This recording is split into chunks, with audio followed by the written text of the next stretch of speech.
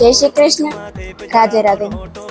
આપણે બધા ગ્રંથ ને પુરાણ તો વાંચી લઈએ, પણ શું એનું અનુસરણ કરીએ? આપણે એને આપણા જીવનમાં ગ્રહણ કરીએ છીએ? નથી કરતા. એક ઉદાહરણ આપું. એક ભાઈ હતા, અને 13 વાર રામાયણ વાંચી, અને એ કથામાં ગયા તો ને એક સાધુ મહારાજ હતા, તો એને કહે કે મેં 13 વાર રામાયણ વાંચી, તમારા ઘરે આવીને ચા પાણી તો પીઓ. કે હાલો, કઈ વાંધો નહીં. તેની ઘરે ગયા.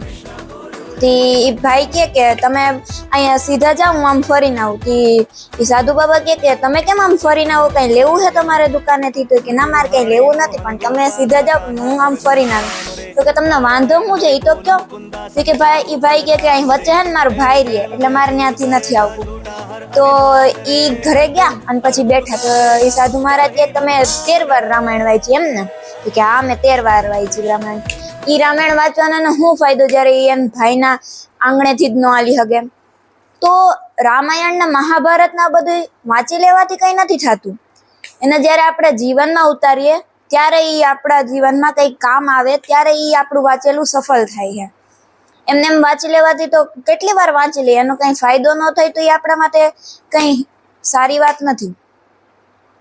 તો જ્યારે કોઈ પણ વસ્તુ આપણે વાંચીએ, રામાયણ, મહાભારત, ગીતા, તો એને આપણા જીવનમાં ઉતારવાની કોશિશ કરો. જય શ્રી કૃષ્ણ, રાધે રાધે.